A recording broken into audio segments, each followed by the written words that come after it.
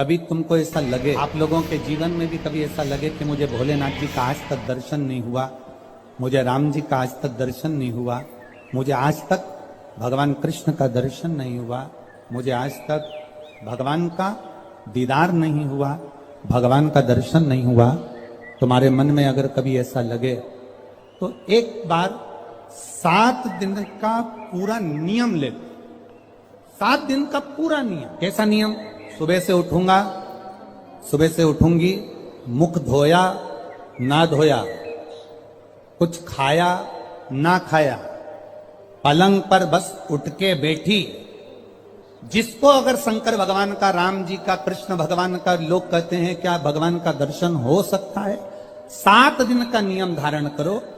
सुबह उठो, पलंग पर उठते से सबसे पहले भगवान राम, कृष्ण या शिव जिसका तुमको दीदार करना है उसका 5 बार 7 बार नाम का उच्चारण करिए, उसको पुकारो। आप नहाए ना नहाए। एक पत्र कल आया था, दतिया की कोई माताजी ने लिखा था, पत्र बड़ा अच्छा था। उस पत्र से केवल दतिया वालों का नहीं, संपूर्ण जितने श्रोता कथा सुन रहे हैं सबके लिए उस पत्र में बात है।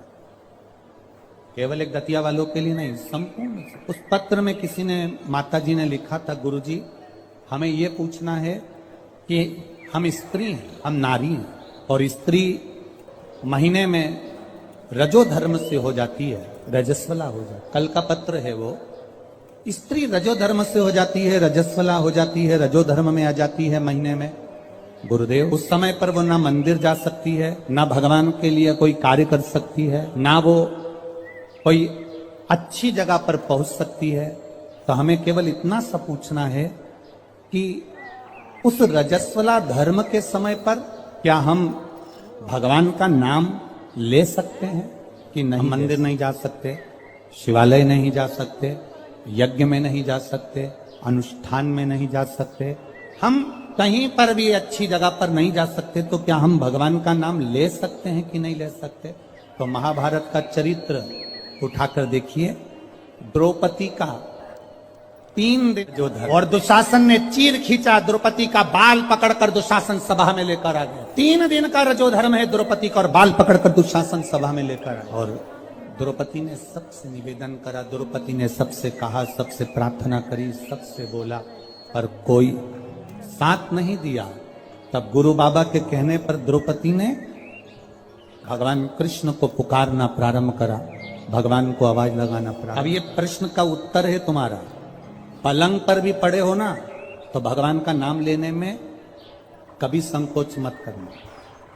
बीमारी में भी पड़े हो ना, भगवान का नाम लेने में कभी संकोच मत करना। बीमारी में, मल और मूत्र में भी पड़े हो तो भगवान का नाम लेने में कभी संकोच मत करना। और अगर आप रजो धर्म में भी हो, पूजन नहीं कर सकते, कहीं जा नहीं सकते, पर नाम लेने में कभी संकोच मत करना, क्योंकि जीवन का क्या भरोसा, जीवन का क्या भरोसा? मंत्र जाप, नाम जाप, स्मरण, भगवान को पुकारना, भगवान का नाम लेना, ये बंद नहीं। अरे खाना ना छोड़ा, पीना ना छोड़ा, हरि भजन क्यों छोड़ दिया, जाना ना छोड़ा, आना ना छोड़ा, फिर सत्संग जाना क्यों छोड़ दिया। भगवान का नाम लेने में, भगवान का स्मरण करने में, भगवान का कीर्तन करने में, हाँ आप श्रेष्ठ जगह पर मत जाइए, किसी वस्तु को मत छुओ। यहां तक शास्त्र कहता है कि अगर किसी ब्राह्मण, संत, गुरु और भगवान के लिए भोजन भी बन रहा है और आप रजो धर्म से हो, तो भोजन पर दृष्टि भी मत दो। यहां तक शास्त्र कर, अगर भोजन बन रहा है तो भोजन पर हमारी दृष्टि भी ना जाए। भगवान का नाम ले सकते, आप उसे पुकार सकते। मृत्यु की घड़ी में भगवान ये देखेगा क्या उस समय पर कि ये रजस्वला धर्म में है, तो अभी इसको हम मार नहीं सकते, अभी हम इसको ले जा नहीं सकते। मृत्यु की घड़ी में ये नहीं देखा जाएगा। मृत्यु की घड़ी में तो केवल तुम्हारा जो करा हुआ पुण्य है, मृत्यु की घड़ी में तुम्हारा करा गया सत्कर्म है, मृत्यु की घड़ी में तुम्हारा करा गया अच्छा कर्म है, केवल वो तुम्हारे सम्मुख में रहेगा। पुकारो, भगवान के नाम को पुकार सकते हो, बुला सकते हो परमात्मा को, पुकार सकते हो परमात्मा को, बोल सकते हो भगवान को। शिव कथुयशा ने अपने पिता के कहने पर पार्थिव शिवलिंग का निर्माण किया। बहुत सावधानी से सुनना, रजस्वला धर्म के अंतर्गत नारी भोजन भी बन रहा है तो उस पर दृष्टि ना दे।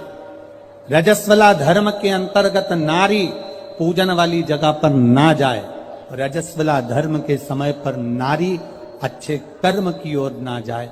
पर रजस्वला धर्म भी अगर तुम्हारा है, कोई बीमारी भी तुमको है, कोई रोग में भी तुम पड़े हुए हो, पर भगवान का नाम लेने में कोई दोष नहीं है। भगवान का नाम तुम कभी भी ले सकते हो जब तुम्हारी मर्जी। 7 दिन का नियम धारण करो। सुबह उठो, भगवान का नाम लो, स्नान करा, पूजन करो, बाबा के मंदिर में जाके 1 लोटा जल समर्पित करो, घर आओ, भोजन करो। भोजन करने से पहले अपने पास में थोड़ी सी अग्नि, जो तुम्हारे यहाँ चूल्हे में हो, जो भी अग्नि हो, उसको लेकर जो भोजन की थाली में भोजन है उस थाली के भोजन को निकालकर अग्नि में दीजिए।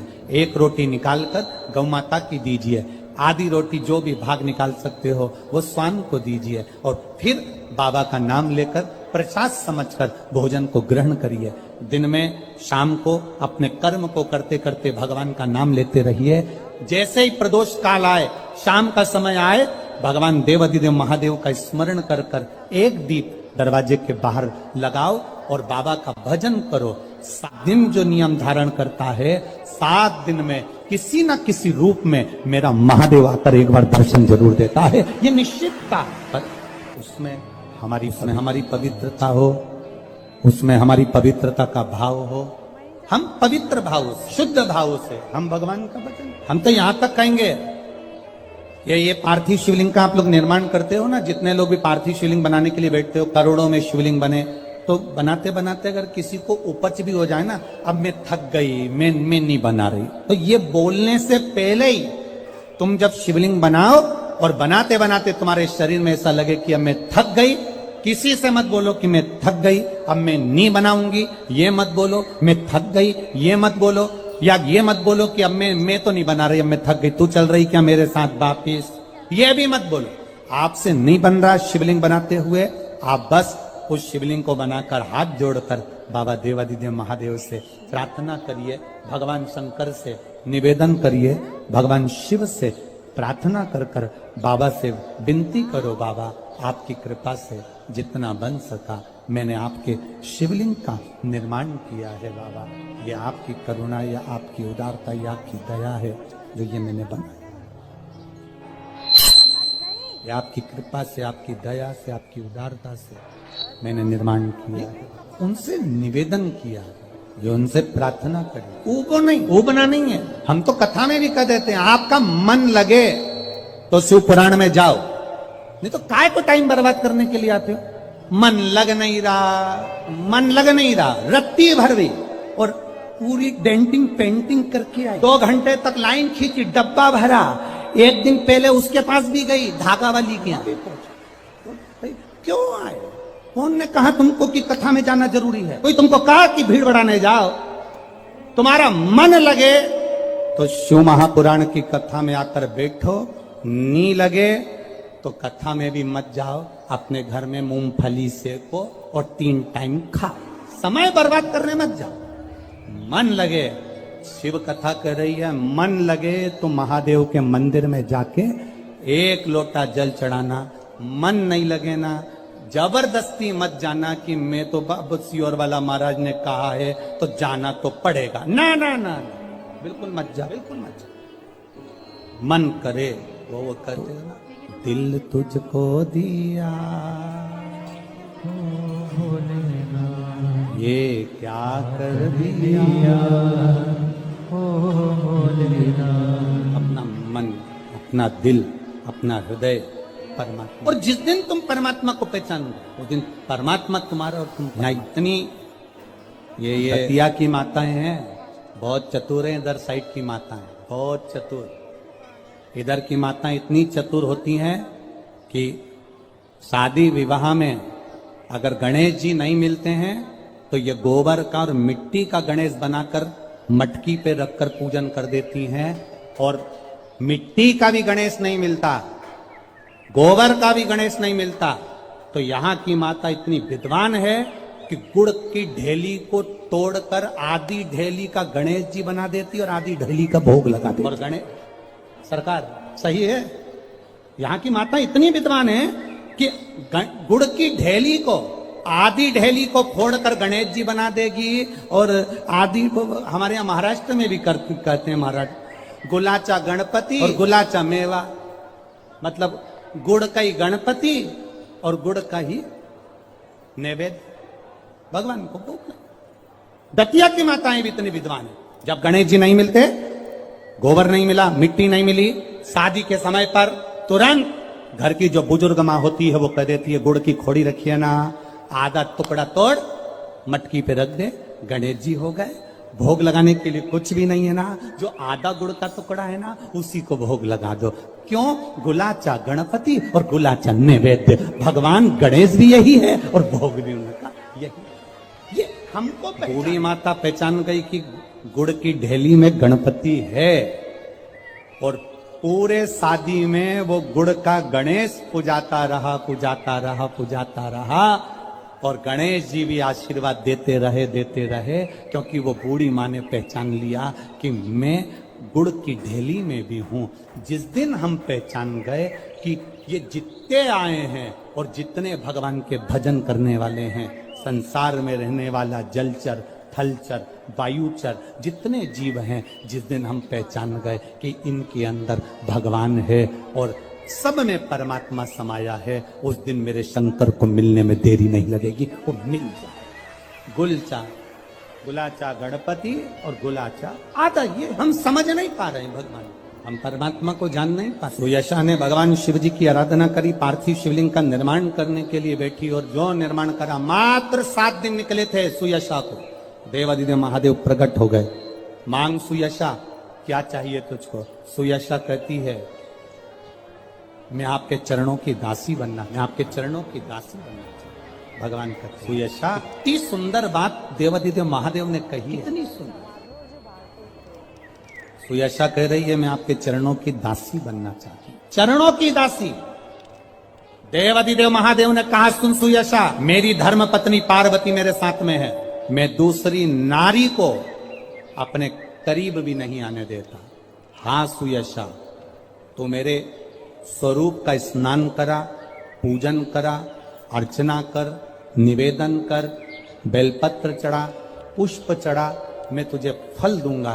पर सुयशा, तू कहे कि मैं पार्वती जी का स्थान ले लूं, तू कहे कि मैं संगनी बन जाऊं, ये नहीं। सुयशा, ऐ सुयशा, संत, साधु, सन्यासी, तपस्वी, साधक, उपासक, भगवान शंकर कहते हैं संत, साधु, सन्यासी, तपस्वी, साधक, उपासक, अगर इनके सामने एक लकड़ी की स्त्री भी आ जाए ना, तो संत साधु को उसका स्पर्श तक नहीं करना चाहिए, वो श्रेष्ठ संत माना जाए। साधु वो तपस्वी एक लकड़ी की भी स्त्री अगर कोई बनाकर सामने रख दे, उसका स्पर्श आप लोगों को थोड़ा सा बुरा जरूर लगता है, पर महाराज जी हम जब सीहोर से चलते हैं तो एक फॉर्म भरवाते हैं, वहां से चलने पर एक फॉर्म भरवाते हैं। आज सुनते हैं तुलसी माता की चालीसा।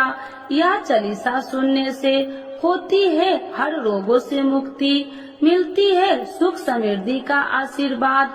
तो एक बार बोलिए प्रेम से विष्णु भगवान की जय, तुलसी माता की जय, भगवती माता की जय। श्री तुलसी महारानी करो विनय सिरनाय, जो मम हो संकट विकट दीजे मात नसाय।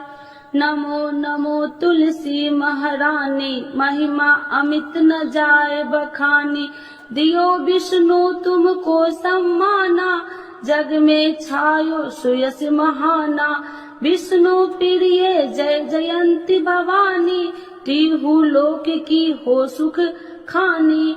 भगवत पूजा करे जो कोई, बिना तुम्हारे सफल न हो। जिन घर तब नहीं होए निवासा, उस पर करे विष्णु नहीं वासा। करे सदा जो तब नित सुमरन, ते ही के काज होए सब पूरन। कार्तिक मास महात्म्य तुम्हारा, जाको जानत सब संसारा। तब पूजन जो करे कुमारी, पावे सुंदर वर सुकुमारी। करे जो पूजा नित प्रति नारी, सुख संपत्ति से होए सुखारी। वृद्धा नारी करे जो पूजन, मिले भक्ति होवे पुलकित मन। श्रद्धा से पूजे जो कोई, भव निधि से तर जावे सोई। कथा भागवत यज्ञ करावे, तुम बिन नहीं सफलता पावे।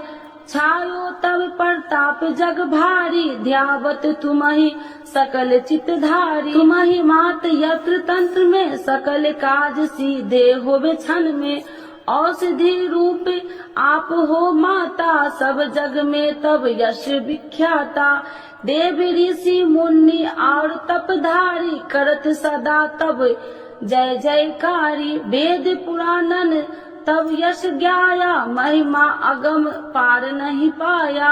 नमो नमो जय सुख कारिणी, नमो नमो जय दुख निवारिणी। नमो नमो सुख संपत्ति देनी, नमो नमो अख काटन छेनी। नमो नमो भक्तन दुख हरनी, नमो नमो दुष्टन मद छेनी। नमो नमो भव पार उतारिणी, नमो नमो परलोक सुधारिणी। नमो नमो निज भक्तन उबारिणी, नमो नमो जन काज सवारिणी। नमो नमो जय कुमति नशावनी, नमो नमो सब सुख उपजावनी। जयति जयति जय तुलसी माई, ध्याऊ तुमको शीश नवाई। निर्जन जानी मोहि अपनाओ, बिगड़े काज आप बनाओ। करूँ विनय मैं मात तुम्हारी, पूरन आशा करूँ हमारी। शरण चरण कर जोड़ी मनाओ, निस दिन तेरे ही गुण गाऊं। करहु मात यश अब मो पर दाया, निर्मल होए सकल मम काया। मांगू मात या वर दीजे, सकल मनोरथ पूरन कीजे। जानू नहीं कुछ नेम उचारा, क्षमहु मात अपराध हमारा। 12 मास करे जो पूजा, ताशम जग में और न दूजा। प्रथम ही गंगा जल मंगवावे, फिर सुंदर स्नान करावे। चंदन अक्षत पुष्प चढ़ावे, धूप दीप नैवेद्य लगावे।